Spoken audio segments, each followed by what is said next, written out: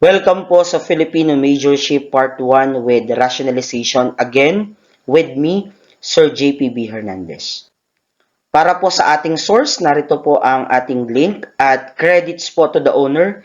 Hindi po natin inaangkin ang content only for educational purposes po. So ready na po ba tayong matuto? Ayan, so I hope po ready na po tayong lahat. For item number 1, ito ay isang sangay ng linguistika na sumasaklaw sa pag-aaral ng kayarian o istruktura ng salita.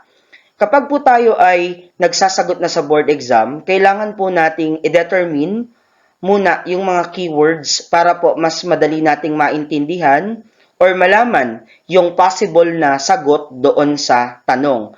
So first thing first po, kailangan ay naiintindihan po natin yung item.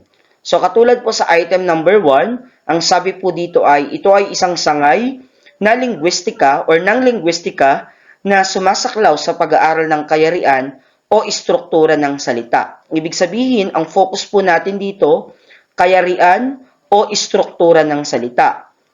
A po natin, ortografiya. Pag sinabi po nating ortografiya, ito po ay tumutukoy sa tuntunin ng paggamit ng wikang Filipino hinggil sa pagsulat, particular pagdating sa baybayin o spelling sa Ingles. So, ibig sabihin, hindi po letter A yung ating possible ditong maging sagot.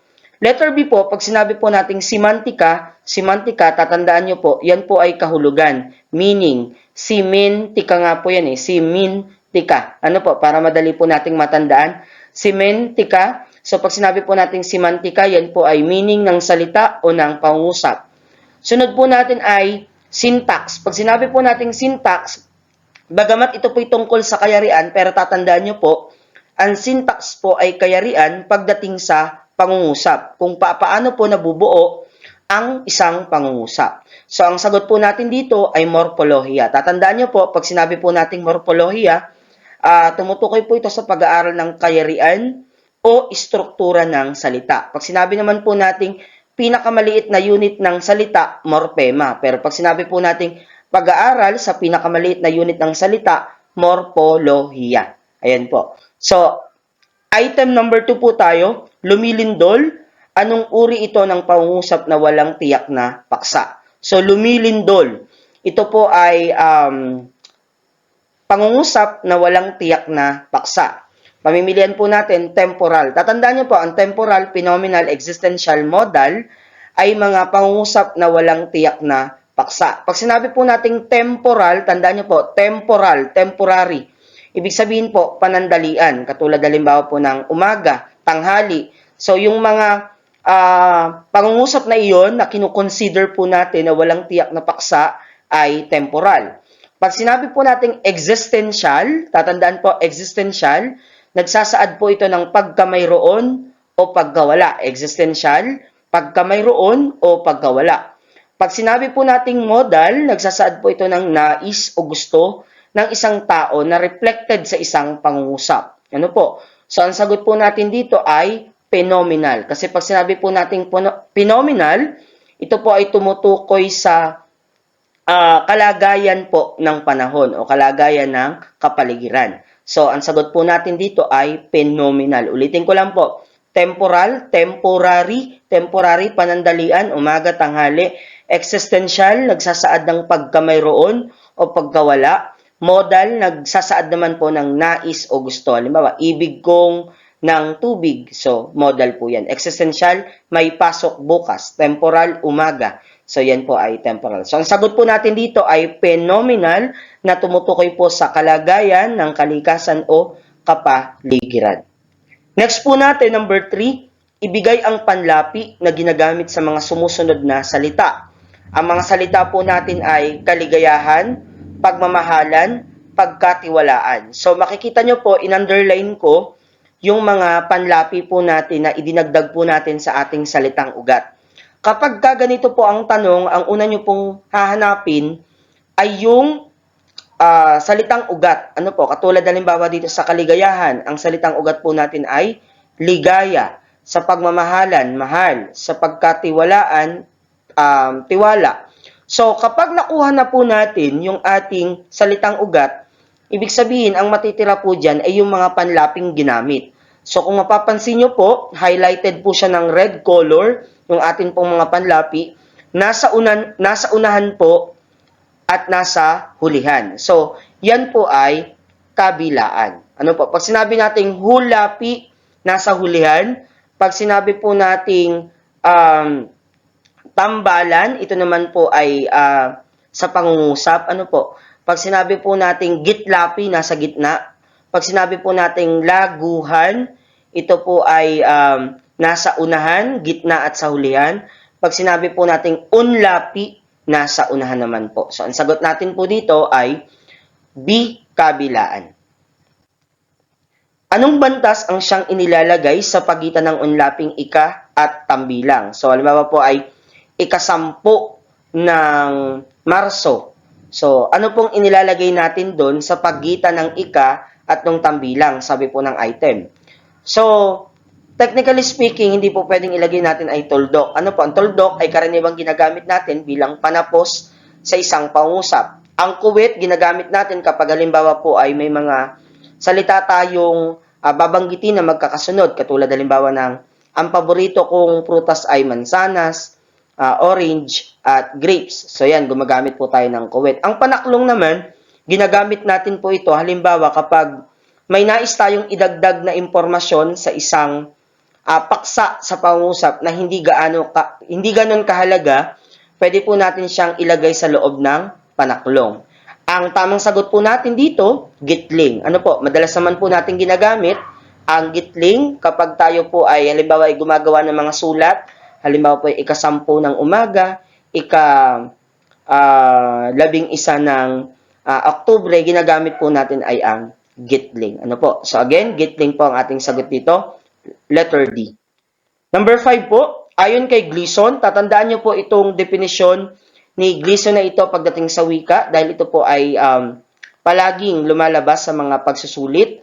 So, ang wika ay pinagkasunduan ng isang lahi at kaya naman nauunawaan ng lahat ng kasapi ng lahi. Highlighted po yung word na pinagkasunduan. Ano po ang ibig sabihin ng pinagkasunduan? A, masistema, B, likas, C, dinamiko, D, arbitraryo. Sagot po natin, D, arbitraryo. Pag sinabi po nating masistema, ibig sabihin may sinusunod po tayong alituntunin. Ano po? Masistema. Ibig sabihin may istruktura. Pag sinabi po nating likas, natural. Pag sinabi po nating dinamiko, nababago. Pwedeng madaragdagan, pwedeng mabawasan ng wika. Ang sagot po natin, arbitraryo. Tatandaan, kapag sinabi po nating arbitraryo ang wika, ibig sabihin po ay pinagkasunduan po. Number 6, isang akda ni Padre Modesto de Castro na binubuo ng palitan ng liham ng dalawang magkapatid. So, ano po iyan? Ano pong sagot natin dyan? Urbana at Felisa. So, ano po yung dasalan at tuksohan? Ito po yung akda ni Marcelo H. Del Pilar, kung saan po ito po yung tungkol kung paano sobrang kaiba o kabaligtaran ang ginagawa ng praile noon sa panahon ng Kastila sa kanilang sinasabi. Ano po? So, yan po yung dasalan at tuksohan. Pagdating naman po natin dito sa Barlaan at Husapat, ito po ay ang Barlaan at Husapat po, ito tungkol ito sa konbersyon ng isang prinsipe sa India, si Husapat, na ikinulong sa isang palasyo at binigyan ng lahat ng layaw ng ama dahil takot po na magganap ang hula na magiging isang Kristiyano ang anak at magiging higit ang kapangyarihan sa kanyang amang hari. Ang Indirapatra at Sulaiman naman, ito po ay isang epikong bayan ng Maguindanao sa Mindanao. Inaawit na ito bago pa man dumating ang paniniwalang Islam sa isla. So, pangunahang tauhan dito ay si Raha Indirapatra at si Raha Sulaiman kung paano nila iniligtas ang Mindanao laban sa mga halimaw. So, ang sagot po natin dito ay Urbana at Felisa po. Ano po? So, ito yung palitan ng liham ng dalawang magkapatid. So, anong teorya ng wika ang nagsasabing ang wika ay nilikha bunga ng masidhing damdamin? So, ang wika daw ay nalikha bunga ng masidhing damdamin. Alam natin, meron tayong iba't ibang teorya ng wika, mga pinaniniwalaan na pinagmulan ng ating wika. So, Ang pamimilian po natin ay bawaw, dingdong, pupu at yoheho. So, sagot po natin, pupu. Tatandaan nyo po, pag sinabing bawaw, para hindi nyo po makalimutan, baw-aw. Okay po? Tunog mula sa kalikasan. Baw-aw. Aw ng aso. Ano po? Aw-aw ng aso. So, ding-dong, dong para siyang doorbell. Pag tayo nagdo-doorbell, gumagamit tayo ng doorbell, tunog mula sa ating kapaligiran. Pag sinabi naman po nating yu-heho, ang sinasabi ko dyan ay yung pag tayo ay nagyoyoyo, gumagamit tayo ng pisikal. Kasi sabi sa yoheho, ang wika ay nagmula sa pwersang pisikal. Sa dingdong, nagmula sa tunog ng kapaligiran. Sa bawwaw, nanggaling ang wika sa tunog mula sa kalikasan. Sa pupu, tandaan po natin kapag tayo ay nasa trono, ayan, kinakailangan po natin ng masidhing damdamin. So, pupu, masidhing damdamin ang pinagmula ng wika. Tatandaan po natin yan. Nahulog ang bata. Anong uri ng pangungusap ayon sa kayarian ang pangungusap na ito? So, dito pa lamang alam natin na pag pinag-usapan po natin ang pangungusap ayon sa kayarian, yan po ay yung payak, tambalan, hugnayan, tsaka po yung langkapan. Yung padamdam at tambalan, hindi po natin ito magiging sagot dahil ang padamdam at pasalaysay ay mga pangungusap ayon po sa gamit, hindi po ayon sa kayarian. So meron na lang po tayong dalawang pamimilian, iyan po yung payak at saka po yung tambalan. Now, para po malaman natin kung yan ay payak o tambalan, lagi nyo pong titingnan ilan ba ang diwa ng pangungusap. In this case, nahulog ang bata, iisa ang diwa, ibig sabihin, yan po ay payak. Ano po? Yan po ay payak. Kasi kapag payak, iisa ang diwa ng ating pangungusap. Pag sinabi naman nating tambalan, yan po ay binubuo ng dalawang sugnay na makapag-iisa. Ang payak, isang sugnay, isang diwa. Ang tambalan, dalawang sugnay, dalawa ang diwa. Again, in this case po, yung nahulog ang bata ay isang diwa lamang po ang ipinapakita kung kaya ito po ay payak. Number 9, sa ponemang segmental, ano ang tinataglay ng mga salitang galaw, baliw, lamay at kahoy? So, tingnan po natin yung galaw, baliw, lamay at kahoy. So, yung letter A, ponema, imposible po siyang maging sagot kasi pag sinabi nating ponema, yan po ay pinakamaliit na unit ng tunog. Pag sinabi po nating pag-aaral sa pinakamaliit na unit ng tunog, yan po ay phonologia. Ano po? So, hindi po yan ponema.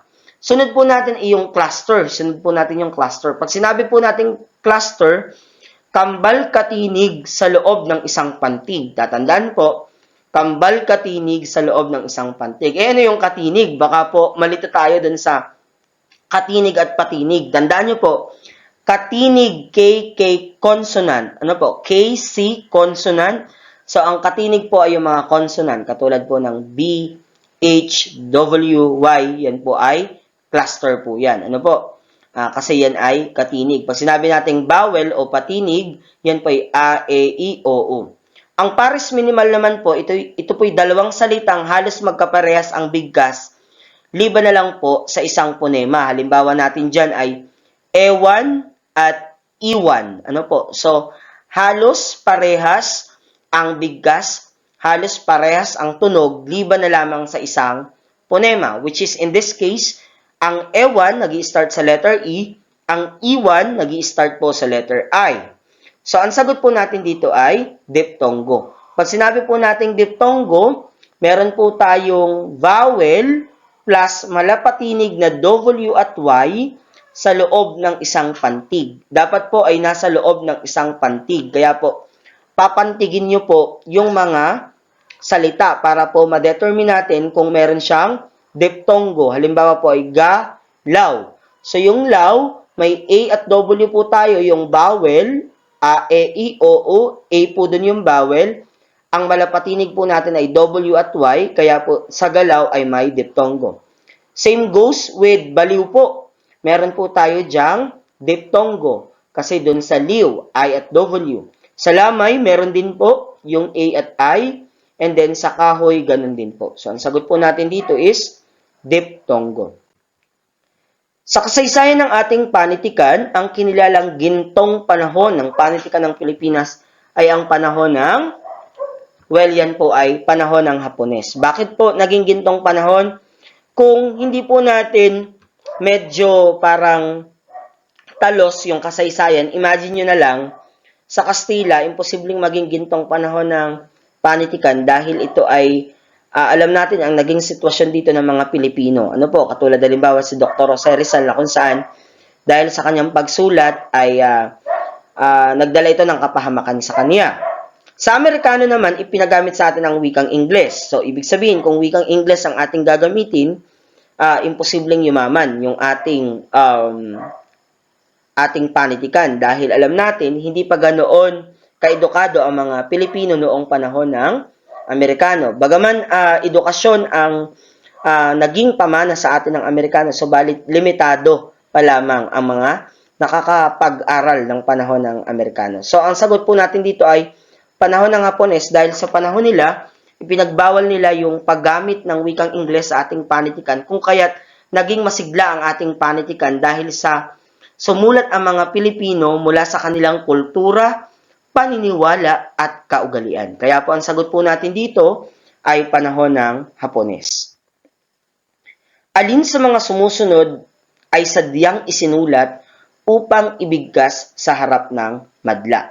So, ang sagot po natin dyan, alam naman po natin, isinulat upang bigkasin sa harap ng madla, talumpati. Bagamat alam natin ang sagot dito na talumpati, ano po yung anekdota? Ang anekdota po ay isang kwento na kawili-wili dahil may nakatutuwang pangyayari sa buhay ng isang tao. Layunin po ng anekdota na makapagbatid ng isang magandang karanasan na kapupulutan po ng aral ng mambabasa.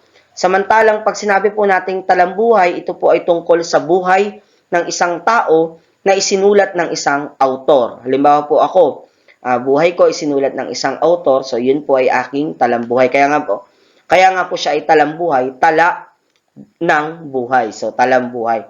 Pero kapag ikaw ang mismong author ng sarili mong tala ng buhay, yan po ay autobiography or autobiography. Kapag ikaw mismo yung author ng sarili mong kwento, yan po ay, or istorya, yan po ay autobiografiya. Pag sinabi nating pabula, isa po itong akdang pampanitikan na ang pangunahing tauhan ay mga hayop. Pabula po. So, ang sagot po natin dito ay talumpati.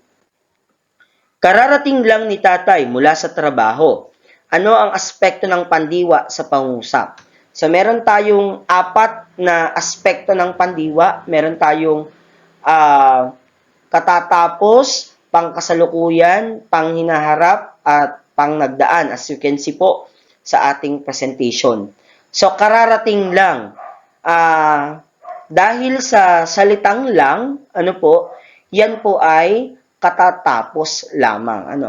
Kakakain lang. Okay po? Yan po ay katatapos. Yung pangnagdaan, tinatawag po natin yung imperfectibo. Okay po? Pangnagdaan, tinatawag po natin yung perpektibo. Halimbawa po ay kumain na kami. Okay po? Kumain, ibig sabihin nakatapos na. Hindi katatapos dahil wala pong lang. Okay po? Wala pong indication na katatapos lang nung isinagawang aksyon. So, perpektibo po yan. Naligo ako. So, pangnagdaan. Pag sinabi po nating panghinaharap, yan po ay kontemplatibo. Ibig sabihin, gagawin pa lamang. Halimbawa ay kakain ako ng almusal. So, hindi pa yan ginagawa. Gagawin pa lamang. And yung pong pangkasalukuyan, tinatawag po natin yung imperfectibo. Ibig sabihin, ginaganap pa lamang. Katulad ngayon, ako po ay nagsasalita. Yung salitang nagsasalita, yan po ay pangkasalukuyan. Yung katatapos naman po, yan po ay perpektibong katatapos. Malalaman po natin katatapos lamang kapag po na ang isang salita ay sinundan ng lang or lamang. Kaliligo lamang, kaliligo lang. So yan po ay perpektibong katatapos or katatapos. Anong titulo sa panitikan ng Pilipinas ang ibinigay sa manunulat ng akdang pinamagatang Isang Dipang Langit? So, kanino po ang Isang Dipang Langit? Yan po ay kay Amado V. Hernandez na tinaguriang Makata ng Manggagawa. Ang Makata ng Pag-ibig po ay si Jose Corazon de Jesus. Ang ama ng wikang pambansa ay si Manuel L. Quezon. Siya ay kilala bilang dakilang mananalumpati ng kilusang propaganda. Ang kinilala po nating dakilang mananalumpati ng kilusang propaganda ay si Graciano Lopez Haina po. Yan po ang ating sagot. Sa pananaliksik, saang kabanata matatagpuan ang kaugnay na pag-aaral at literatura? So meron po tayong 5 kabanata pag sinabi po nating pananaliksik. Meron po tayong kabanata 1, kabanata 2, kabanata 3, kabanata 4, at kabanata 5. Sa kabanata 1, nandyan po yung kaligiran ng pag-aaral. Okay po. Sa kabanata 3, nandyan naman po yung metodolohiya ng pag-aaral. Sa kabanata 4 po ay ang presentasyon ng datos. Sa kabanata 5 ay nandyan ang rekomendasyon, konklusyon.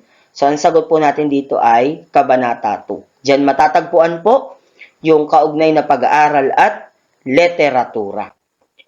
Number 16 po, isang mahabang tulang pasalaysay tungkol sa kabayanihan ng pangunahing tauhan na may pambihirang katangian. Tatandaan nyo po, tulang pasalaysay, kabayanihan ng pangunahing tauhan, may pambihirang katangian, yan po ay epiko. Ano po? Pag sinabi nating parabola, ito po ay kwento mula or hango sa Biblia. Pag sinabi po nating pabula na explain ko na po kanina, ito po ay isang akdang pampanitikan na ang pangunahing tauhan po ay hayop. Pag sinabi po natin na dalit, ito po ay awit pansimbahan, partikular sa pagluluksa, inaawit kapag may pagluluksa po. So dalit po.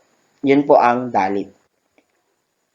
Alin sa mga sumusunod ang hindi epiko ng Mindanao? So, ang Bantugan po ay epiko ng Mindanao, ang Maragtas po ay epiko ng Mindanao, ang Indarapatra at Sulaiman ay epiko ng Mindanao. Ang sagot po natin ay Bidasari. So, ang Bidasari po ay epiko ng Visayas. Sino po ang may akda ng Fray Butod? So, ang may akda po niyan ay si Graciano Lopez Haina. Tungkol saan po ang Fray Butod? Ito po ay naglalarawan sa isang praile o sa mga praileng malaki ang tiyan. Ano po? Pang-aabuso ng praile sa kaniyang pamamahala at higit lalo sa kanilang kalaswaan. So yan po yung Fray Butod na akda ni Graciano Lopez Haina. Isang Pilipinong manunulat na tinawag po natin sa kanyang sagisag panulat na De Masilaw. So, sagot po natin si Emilio Jacinto. Si Jose de la Cruz po, kilala po sa kanyang sagisag panulat na Hoseng Sisiw. Si Jose Corazon de Jesus naman po ay si Hoseng Batute. Si Antonio Luna po yan. Antonio Luna po ay kilala sa kanyang sagisag panulat na Taga-Ilog. So, ang sagot po natin, Di Masilaw, Emilio Jacinto. Tatandaan po, Jose de la Cruz, Hoseng Sisiw, Jose Corazon de Jesus, Hoseng Batute, Antonio Luna po, Taga-Ilog, Emilio Jacinto, De Masilaw. Isang tulang maromansa kung saan nakaharap sa mga pakikipagsapalaran sa mga tauhan at hango sa tunay na buhay. So, sagot po natin dyan ay awit. Ano po? Awit. So, yan po ay tulang maromansa na hango sa tunay na buhay. Ang salitang parak ay nasa anong antas ng wika? Parak po, yan po ay balbal. Pag sinabi po nating balbal, pinakamababang antas ng wika. So, meron tayong formal at di-formal. Kasama po ang balbal sa di-formal na kung saan ay, sabi ko nga po, pinakamababang antas ng wika. Pag sinabi po nating jargon, yan po ay wikang pang-propesyon. Ano po? Wikang pang-propesyon. Pag sinabi po nating kolokyal, ito po ay informal na wika. Ito po ay dinadaglat. Ito po yung may pinapaiksi. Ano po? Halimbawa po ay dalhin, or dalahin, nagiging dalhin. PG naman po, ito yung nobody's language. Ito pong wikang ito ay nagaganap kapag may dalawang taong nag-uusap na magkaibang wika. Halimbawa po ay Filipino at Ingles ang wikang ginagamit ng dalawang taong nagsasalita. And then, they are trying their best na magkaunawaan. So, ang tawag po doon ay PG. Ano po? Nobody's language. So, again po, ang sagot po natin dito is balbal. Alin sa mga sumusunod na pangalan ang hindi tahas? Ano ba kapag sinabi po nating tahas? Yan po ay concrete noun. Pag sinabi po nating concrete, nahahawakan. Ano po? Ang pagkain, ang lapis, ang gamot, concrete nouns po yan. So, ang sagot po natin ay pag-asa. Again, pag sinabi po nating tahas, concrete, kaya po ang sagot natin dito is pag-asa. Hindi po natin mahahawakan ang pag-asa, yan po ay abstract. Ano po? Abstract. Alin sa mga sumusunod ay isang pangalang palansak? Pag sinabi po nating palansak, collective, pangpangkatan. Sagot po natin, buwig. Ano po? Kasi ang buwig ay pangkat. Ano po? Pangkat ng mga niyog. Pag sinabi natin isang buwig na niyog, ibig sabihin, hindi lang po yun isang niyog, maraming niyog po yun. So, yan po ay palansak. Ang pangarap isang pangalang, so ito po ay basal. Pag sinabi po nating basal, yan po ay abstract noun. Ibig sabihin po, noun na hindi po natin mahahawakan, intangible. Pag sinabi po nating pantangi, yan po ay, meron po tayong dalawang uri ng pangalan, pantangi at pambala na ibig sabihin ng pantangi is specific. Ano po? Isinusulat po natin ito sa pamamagitan ng capital letter, yung first letter ng word. Tahas naman, sabi po natin kanina, ito po yung concrete na hawakan. Palansak, ito po yung collective. Ano po? Palansak, ito po yung collective. So, ang sagot po natin dito is basal. Hangarin itong makapagbigay ng wasto at epektibong pakikipag-ugnayan. So, ang sagot po natin ay talastasan. Pag sinabi po nating talastasan, meron po tayong kausap. Meron po tayong pakikipag-ugnayan. Makikipagtalastasan po tayo, ibig sabihin, meron tayong audience, meron tayong kausap, meron tayong may isa pang taong involved doon sa ating pag-uusap. So, ang sagot po natin dito is talastasan. Ano po? Epektibong pakikipag-ugnayan, talastasan. Pag sinabi po natin kasing talasanggunian, so yan po yung references. Pag sinabi po nating bokabularyo, yan po ay words. Pag sinabi po nating linguistika, yan po ay isang pag-aaral sa wika. Ano po? Linguistika. So, salamat po sa ating pakikinig at panonood. So, standby tayo para sa part 2. At kung kayo po ay natuto sa video lesson na ito, please follow and subscribe po para po sa part 2 ng ating Filipino Majorship with Rationalization. Salamat po!